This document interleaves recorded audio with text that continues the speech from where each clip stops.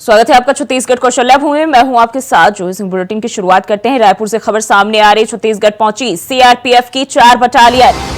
नक्सलियों के खात्मे की पूरी तैयारी, गृह मंत्री अमित शाह के निर्देश पर तैनाती। तो ये जानकारी रायपुर से सामने आ रही है। अब छत्तीसगढ़ सीआरपीएफ की 4 बटालियन पहुंची है। नक्सलियों के खात्मे की पूरी तैयारी में जो है ये बटालियन दिख रहे हैं और वहीं गृह मंत्री अमित शाह के निर्देश पर तैनाती की गई है। तो नक्सलियों के खात्मे को लेकर एक और कदम छत्तीसगढ़ में और सीआरपीएफ की बटालियन जो है प्रदेश में पहुंची है और अब जो है नक्सलियों पर नकेल कसने की पूरी तैयारी यहां दिखाई दे रही है सरकार की तरफ से, केंद्र सरकार की तरफ से। अमित शाह के निर्देश पर 4 बटालियन सीआरपीएफ की छत्तीसगढ़ पहुंची और गृह मंत्री अमित शाह ने इसका निर्देश दिया था, जिसके आधार पर जो है ये तैनाती की गई है।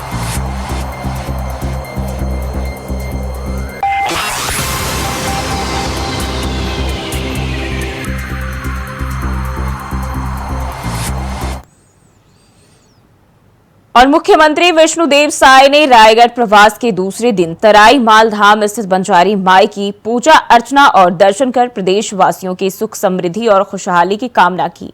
उन्होंने परिसर में स्थापित पुजारी ब्रह्मलीन राम गोपाल महाराज जी, ब्रह्मलीन अंकुर मालाकार जी, पुजारिन सोनागिरी माता के प्रतिमा का भी अनावरण किया।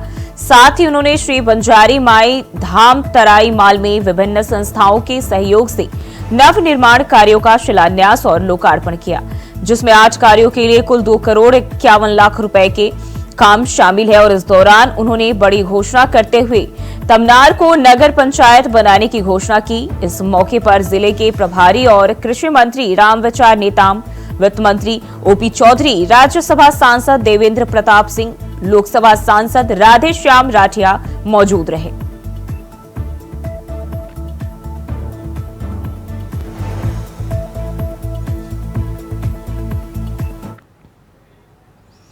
बढ़ते आगे, मुख्यमंत्री विष्णुदेव साय ने पुलिस थाना परिसर पूंजी पथरा में एक पेड़ मां के नाम अभियान के तहत वृक्षारोपण किया।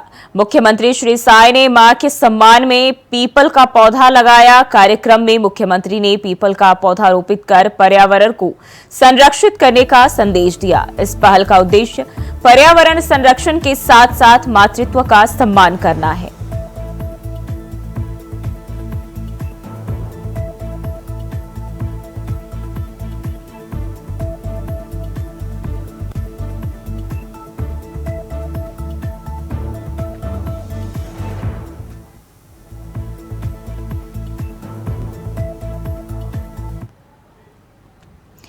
मुख्यमंत्री विष्णुदेव साय ने कहा कि निरक्षर व्यक्ति का जीवन बहुत कठिन होता है। इस छत्तीसगढ़ को हमको विकसित छत्तीसगढ़ के रूप में खड़ा करना है।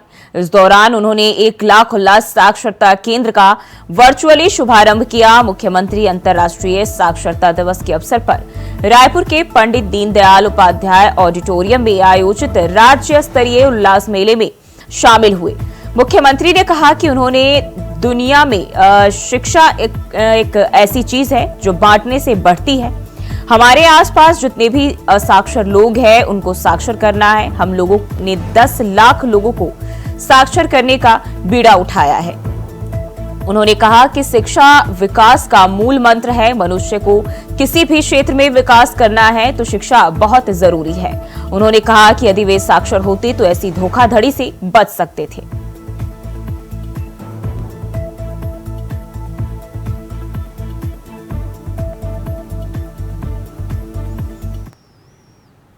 बढ़ते आगे, उप मुख्यमंत्री और नगरीय प्रशासन एवं विकास मंत्री अरुण साव ने दुर्ग जिले के रिसाली नगर निगम में 14 करोड़ 26 लाख 18 हजार रुपए की लागत से किए जाने वाले 171 विकास कार्यों का भूमि पूजन किया।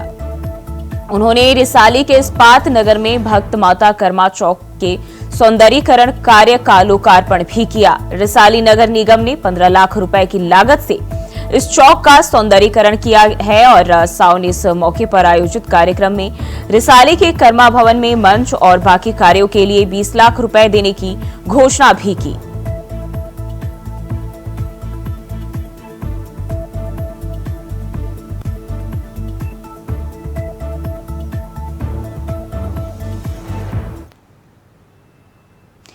वहीं रेल मंत्री अश्विनी वैष्णव ने केंद्रीय राज्य मंत्री तोखन साहू को छत्तीसगढ़ में रेलवे की नई परियोजना के लिए 20,000 करोड़ रुपए देने की सौगात देने का वादा किया है। तोखन साहू ने नई दिल्ली में केंद्रीय रेल मंत्री अश्विनी वैष्णव से रेलवे सुविधाओं के विस्तार को लेकर विस्तृत चर्चा की।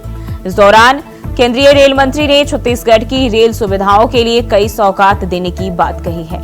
साथ ही उन्होंने कहा कि आने वाले 1 से 1.5 साल के अंदर छत्तीसगढ़ को रेलवे की नई परियोजना के लिए 20,000 करोड़ रुपए दिए जाएंगे। बता दें कि इस मुलाकात के दौरान रेल मंत्री अश्विनी वैष्णव ने केंद्रीय राज्य मंत्री तोखन साहू को कटघोरा मुंगेली डोंगरगढ़ रेलवे लाइन पर कार्य की गति को लेकर भी आश्वस्त किया है। कटघोरा मुंगेली डोंगरगढ़ रेलवे लाइन क्षेत्र की जनता की बहुप्रतीक्षित मांग है, जिसके विस्तार से क्षेत्र के जनता को आवागमन में सुविधाओं के साथ व्यापार और उद्योग के अवसर मिलेंगे।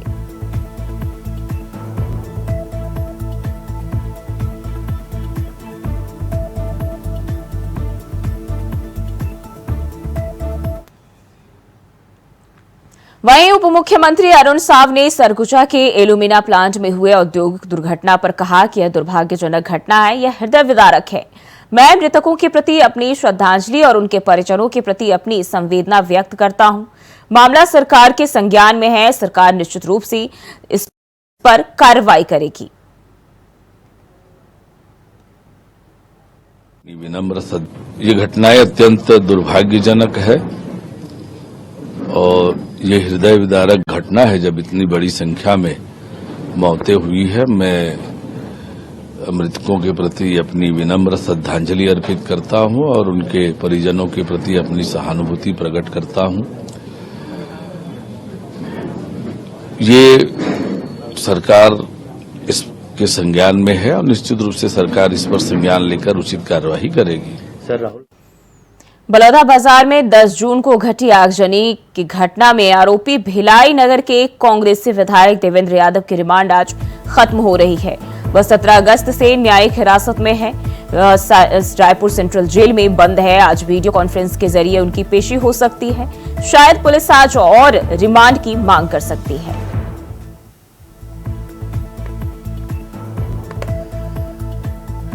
तो बलौदाबाजार हिंसा मामले में ये जानकारी सामने आ रही है। देवेंद्र यादव की रिमांड जो है आज खत्म हो रही है और वीडियो कॉन्फ्रेंसिंग के जरिए ऐसी संभावना जताई जा रही है एक बार फिर से उनकी पेशी होगी और पुलिस रिमांड की मांग कर सकती है।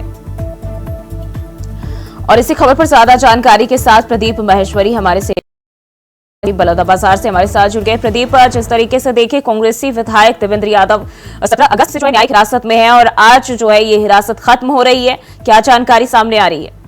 मैं आपको बता दूं मैडम कि आज 10 जून को जो घटना घटी थी उसमें तो भिलाई के जो कांग्रेस के विधायक देवेंद्र यादव को दोषी माना गया था और 17 अगस्त को उनको भिलाई के उनको गिरफ्तार किया गया था। लगातार 4 बार पुलिस ने रिमांड ली है और उसके बाद आज उनकी रिमांड समाप्त हो रही है। ऐसा उम्मीद है कि आज भी वीडियो कॉन्फ्रेंस पुलिस अपने एक बार फिर रिमांड मांगेगी, क्योंकि अभी ऐसा आरोप है अभी तक 365 लोगों पर एफआईआर दर्ज की जबकि 84 लोग की गिरफ्तारी हुई है। तो पुलिस अभी लगातार खोज कर रही है अपराधियों की और उसी बीच अभी आज उनके देवेंद्र यादव की रिमांड समाप्त हो रही है। तो निश्चित है कि एक रिमांड फिर मांगेगी पुलिस, जिसको शायद न्यायालय दे सकता है, क्योंकि इतनी बड़ी यदि है घटना यहाँ पर 10 जून को बलौदाबाजार में घटी थी, जिससे पूरे भारत में हाहाकार मचा था और सरकार कोई भी ऐसी गलती नहीं करेगी जिससे कि किसी प्रकार की वैधानिक या न्यायिक प्रक्रिया में किस तरह का कुछ कमी रह जाए जिससे कारण आरोपी बच जाए। तो निश्चित है आज ऐसा उम्मीद है कि आज रिमांड से पुलिस मांग सकती है। जिस तरीके से देखें, आज बताया जा रहा है कि वीडियो कॉन्फ्रेंसिंग के जरिए उन्हें पेश किया जा सकता है। कब तक पेश किया जा सकता है? तो आपको बता दूं कि लगातार बीच में जब उनको एक बार 21 अगस्त को जब उनको लाने का प्रयास किया था तो उस पर बहुत कांग्रेसी व्यवधान डालने का प्रयास किए थे।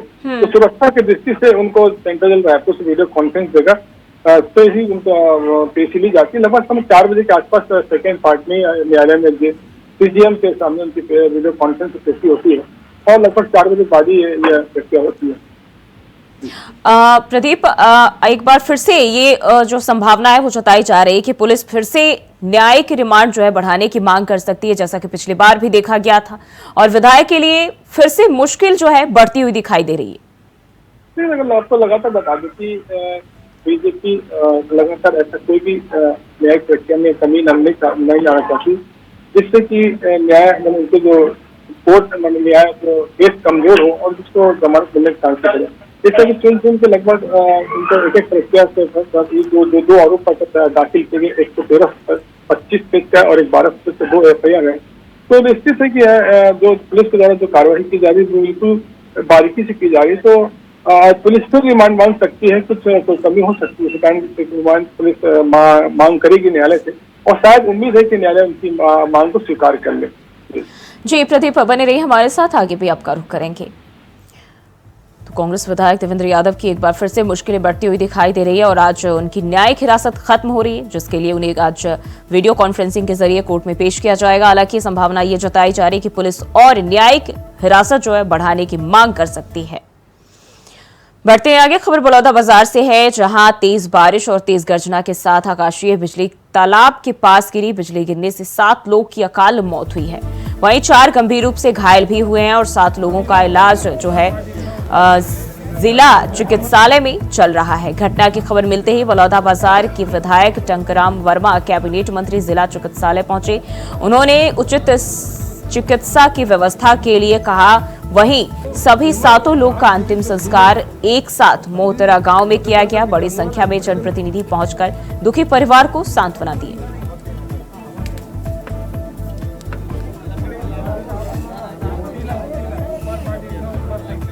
और एक बार फिर से प्रदीप का रुख कर लेते। प्रदीप, बारिश के कहर ने कईयों की जान ली है, कई लोग घायल बताए जा रहे हैं, कब की है घटना? आपको बताऊं, कल शाम को तेज बारिश के साथ ग्राम मोहतरा में तेज गर्जना होती है और बारिश होती है। तो ये जो युवा वर्ग थे, हम लोग 15 से 17 लोग वहाँ पर एक महुआ का पेड़ होता है जो हमेशा उसको चालक होता है। जो महुआ के पेड़ हमेशा बिजली को खींचने में बहुत वो होता है। जैसी गर्जना तेज हुई और महुआ के पेड़ के पानी में 18-19 गाँव के लोग खड़े हुए थे। 1 सेकंड में जो बिजली गिरती है, आकाशीय बिजली, और 5 लोग की वहीं पर मृत्यु हो जाती है, जबकि 4 लोग गंभीर रूप से घायल होते हैं और 7 लोग को सामान सीधे आती को तत्काल 108 के माध्यम से पुलिस चिकित्सालय पहुंचाया जाता है। और इतनी बड़ी घटना 1 सेकंड के अंदर 7 मौत हो जाएगी। पूरे गाँव में गमगीन का माहौल था।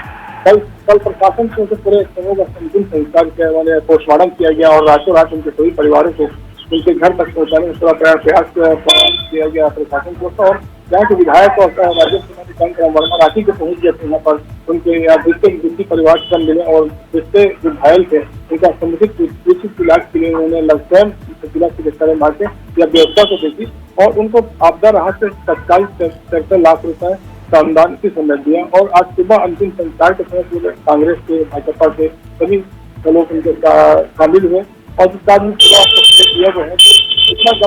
बिल्कुल प्रदीप, जिस तरीके से टंकराम वर्मा भी जो है वहां जिला चिकित्सालय पहुंचे, घायलों के इलाज के लिए किस तरह के निर्देश दिए गए हैं?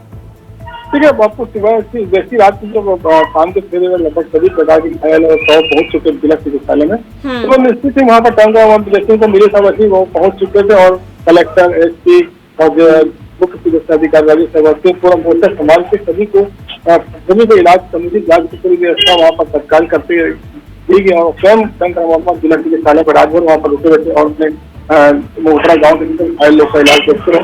तो निश्चित है कि और इस तरह त्वरित कार्रवाई हुई और त्वरित समय से बहुत जो 11 लोग अभी तो बहुत ज्यादा गंभीर रूप से है, तो उनका इलाज भी समुचित कर रहे हैं। अभी तक ऐसी कोई घटना नहीं आई कि वो घायलों में किसी प्रकार का कोई इमरजेंसी आई। बिल्कुल, जिस तरीके से हम देखें इतने सारे लोगों की मौत हुई है और क्या कुछ परिजनों को जो है सहायता के तौर पर मुहैया कराई जा रही है? सहायता को जो नियम है गवर्नमेंट का 4 लाख रुपए आपदा प्रबंधन को मिलता है। निजी और से भी किसी भी व्यवस्था को देनी नहीं है। तत्काल रहा तभी 15,000 जो अंतिम संस्कार की वो तहसीलदार की द्वारा दी गई थी और 4 लाख रुपए आज सभी परिवारों को जो राष्ट्रीय आपदा कोष दिया जाता है वो दिया गया।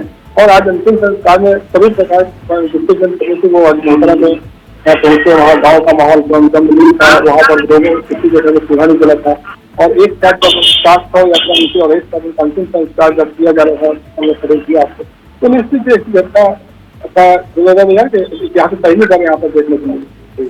बिल्कुल प्रदीप, बहुत बहुत शुक्रिया जानकारी साझा करने के लिए।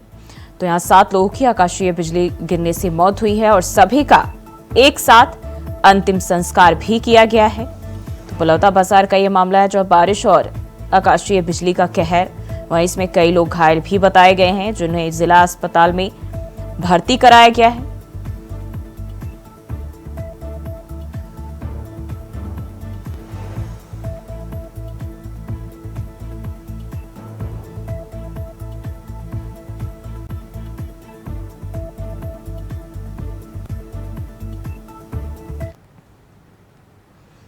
और वहीं रायपुर सांसद बृजमोहन अग्रवाल, सांसद विजय बघेल और विधायक पुरंदर मिश्रा के मुख्यमंत्री विष्णुदेव साय और उप मुख्यमंत्री अरुण साव को लिखे पत्र पर कांग्रेस ने सियासत करनी शुरू कर दी है। इस पर मुख्यमंत्री विष्णुदेव साय के मीडिया सलाहकार पंकज कुमार झा ने मोर्चा संभालते हुए कांग्रेस पर पलटवार किया है। उन्होंने कहा कि मंथरा की तरह कुचक्र रचते रहने से कुछ नहीं होगा, जनता रहा सहा कुबड़ भी तोड़ देगी। दरअसल कांग्रेस ने सांसद बृजमोहन अग्रवाल, सांसद विजय बघेल के मुख्यमंत्री विष्णुदेव साय और विधायक पुरंदर मिश्रा के उप मुख्यमंत्री अरुण साव को लिखे पत्र के जरिए सरकार पर निशाना साधा था। सोशल मीडिया एक्स पर छत्तीसगढ़ कांग्रेस के पोस्ट में सांसद और विधायक को भाजपा का भस्मासुर बताते हुए लिखा कि तीनों साय साय निपटा रहे हैं, ठीक भी है, आखिर कब तक साइड साइड खेलेंगे। जिसके बाद अब बीजेपी ने पलटवार किया और कांग्रेस को मंथरा होने का तंज कसा है।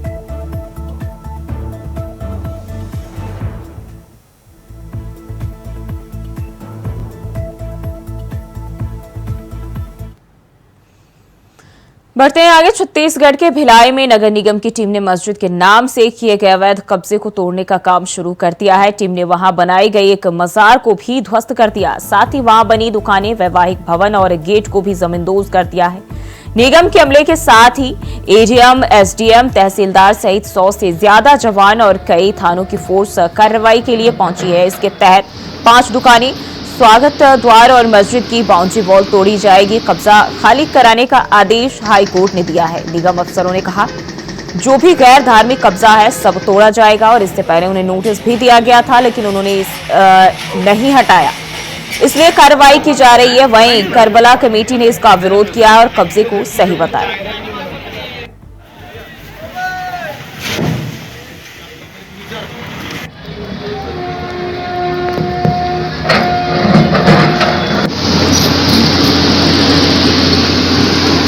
तो हाईवे पर मस्जिद के नाम पर अवैध कब्जा और इसी पर ये कार्रवाई की गई है। दुकानों, शादी घर पर बुलडोजर चला है।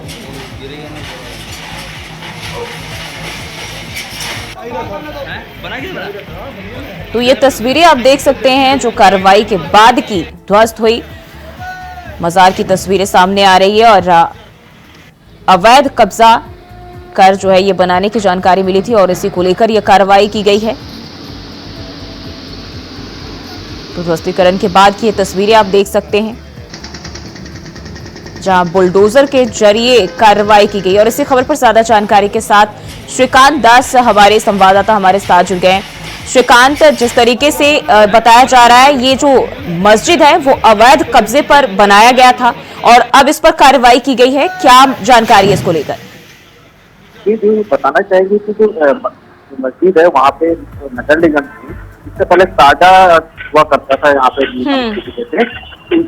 निगम, वहाँ पे इनको 68 फीट की लगभग जमीन को अलाट की गई थी, परंतु यहाँ पे जो कब्जा करते करते लगभग 25 साल में लगभग 2.5 एकड़ के आसपास जमीन के आसपास पर कब्जा करने बाजार के आसपास में, जहाँ पे दुकानें, शादी का भवन और रहने की तरफ रेजिडेंशियल एरिया बना दिया गया था, जिसे चुनौती हाईकोर्ट में दिया गया था। और हाईकोर्ट का आदेश के बाद ही निगम और जो जिला प्रशासन ने इस पर कार्रवाई की।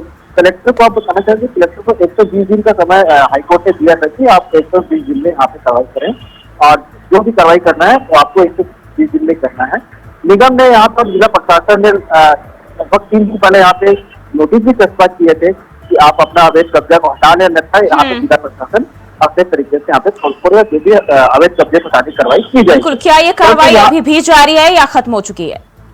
जी, लगभग शाम तक ये कार्रवाई चलती रहेगी। वहाँ पे काफी बड़ा एरिया, लगभग 2.5 एकड़ में मतलब रेजिडेंशियल और दुकानें बनाई गई थी। चाय पे यहाँ पे लोग चला रहे थे वहाँ पे बाजार पे, तो वहाँ पे तोड़फोड़, वहाँ पे मलबे को भी निगम वहाँ से हटा रही है। लगभग 10 जेसीबी लगी हुई है, 2 चेन माउंटेन और लगभग 30 डंपर गाड़ियां लगी हुई है। भारी पुलिस बल है यहाँ पे, पूरे मलबे को वहाँ से निगम वहाँ से हटा रही है। बिल्कुल, जिस तरीके से देखें अभी सुरक्षा को लेकर जो है किस तरीके से तैनाती की गई है? जी, यहाँ पे लगभग 150 के आसपास पूरे लगभग 20 के जवान है सुरक्षा को लेकर के, और लगभग 100 के आसपास निगम प्रशासन की यहाँ पे टीम है। तो आपको बताना चाहिए सवेरे 6 बजे पूरा आमला यहाँ पे पहुंच गया और यहाँ पे पूरा सुरक्षा दृष्टि से आसपास को सैनिटाइज किया गया। और कार्रवाई जब चालू हुई तो वहाँ पे जो कब्जाधारी थे उनका विरोध भी हुआ कि लगभग हम 1957 से लगभग यहाँ पे हम है यहाँ पे, और हमें जो निगम ने यहाँ पे जगह हमें अलॉट की है, परंतु यहाँ पे जो विशेष समुदाय की तीसरी कोर्ट ने यहाँ पे हाईकोर्ट ने केस दायर किया था कि यहाँ पे अवैध कब्जा किया जा रहा है, जिसको सुनवाई की गई हाईकोर्ट में, बिलासपुर हाईकोर्ट से। और बिलासपुर हाईकोर्ट से मजार के साथ साथ और क्या क्या जो ऐसे किन किन से क्षेत्र है, एरिया की बात कर ले वहां आसपास के, तो बुलडोजर की कार्रवाई की चपेट में आई है? यहाँ पे 5 दुकान बनाए हुए थे अवैध कब्जे करके, बड़े बड़े दुकान शोरूम बना दिया गया था यहाँ पे, जिसको वहाँ पे संचालित किया जा रहा था किराए के रूप में। लगभग 1 से 1.5 लाख रुपए से किराया आ रहा था। और जो बाजार के पीछे साइड का जो जमीन थी उसमें रेजिडेंशियल एरिया था, जिसमें और भी अवैध तरीके से कुछ लोग रह रहे थे, जिसको देखते हुए निगम ने यहाँ पे तोड़फोड़ की। और उसके बाजू में लगभग एक गैराज बना हुआ था लंबा चौड़ा, इसे भी निगम ने ध्वस्त किया है। बताना चाहूँगा कि यहाँ पे कार्रवाई चालू तो विरोध का भी यहाँ पे प्रदर्शन का सामना करना पड़ा, परंतु निगम प्रशासन और जो जिला प्रशासन काफी सख्ती से इस पे कार्रवाई की। जी बिल्कुल, वहीं ये भी बताया जा रहा है कि जो करबला कमेटी है वो विरोध कर रहे हैं और कब्जे को सही बता रहे हैं। अब उनकी ओर से क्या प्रतिक्रिया देखी जा रही है? जी, करबला कमेटी के जो सचिव, उनका कहना था कि हम लगभग 1957 से यहाँ पे हमारी जो मजार बनी हुई है, तो और हमें निगम ने भी लगभग 72 डिस्ट्रिक्ट जमीन यहाँ पे हमें अलॉट की है। पर जब हाईकोर्ट में जमीन की जब कागजात की बात आई तो वहाँ पे वो लगभग नहीं दिखा नहीं पाए, सबूत नहीं दे पाए। लगभग उनके पास जो कागजात थे वो 800-700 स्क्वायर फीट के लगभग जो कागजात उनके लीगल था। तो जिसको देखते हुए हाईकोर्ट ने जजमेंट दिया कि जिसने अवैध कब्जे यहाँ पे धार्मिक स्थल को छोड़ करके आसपास जो लगभग 2.5 एकड़ में कब्जा किया गया था, उसे पूरी तरीके से ध्वस्त किया जाए। बिल्कुल, श्रीकांत, निगम अफसर ये भी कह रहे हैं कि जो भी गैर धार्मिक कब्जा है सभी पर जो है इस तरह की कार्रवाई की जाएगी, तोड़ा जाएगी, यानी कि आगे और भी इस तरह के जो कार्रवाई है सरकार की ओर से देखने को मिल सकते हैं। जी बिल्कुल, यहाँ पे निगम का साफ तौर पे कहना है कि आपको धार्मिक स्थल की अगर जमीन यहाँ पे अलॉट की गई है, आपकी रजिस्ट्री है, तो आप वहाँ पे धार्मिक स्थल पे धार्मिक ही आयोजन कर सकते हैं, ना कि उसको किराए के रूप में या फिर वहाँ पे अवैध कब्जा करके उसको रेजिडेंशियल एरिया बनाते हैं। अगर इस तरह के अगर कहीं पे भी देखा जाता है तो तत्काल वहाँ पे निगम वहाँ पे कार्रवाई करेगी, तो कब्जा हटाया जाएगा और सख्त कार्रवाई की जाएगी। प्रावधान है। जी श्रीकांत, बहुत बहुत शुक्रिया जानकारी साझा करने के लिए। और वहीं राजधानी रायपुर से एक सनसनीखेज मामला सामने आया। गैरेज के बाहर एक कार के अंदर महिला की संदिग्ध परिस्थितियों में शव बरामद की गई है। घटना की सूचना मिलते ही पुलिस मौके पर पहुंची और मार्ग कायम कर जांच में जुट गई है। यह मामला कोतवाली थाने का बताया जा रहा है। पुलिस को घटना की सूचना स्थानीय लोगों ने दी, जिसके बाद पुलिस मौके पर पहुंची और शव को अपने कब्जे में लेकर पोस्टमार्टम के लिए भेज दिया। फिलहाल महिला की पहचान और मौत के कारणों का पता नहीं चल सका है। पुलिस इस घटना की जांच में जुट गई है और कार से जुड़े तथ्यों की भी जांच की जा रही है। कांकेर शहर में होने वाली तेज बारिश से शहर का जनजीवन अस्त व्यस्त हो गया और वहीं कांकेर की शान दूध नदी भी पूरे सवाब पर बह रही है। पुलिस प्रशासन द्वारा खतरे से निपटने के लिए पुलिस बल तैनात कर दिए गए हैं और आसपास भी लोगों को जागरूक कर दिया गया है। वहीं पानी से बहकर आए अजगर को देखने के लिए लोगों की भीड़ काफी संख्या में उमड़ रही है।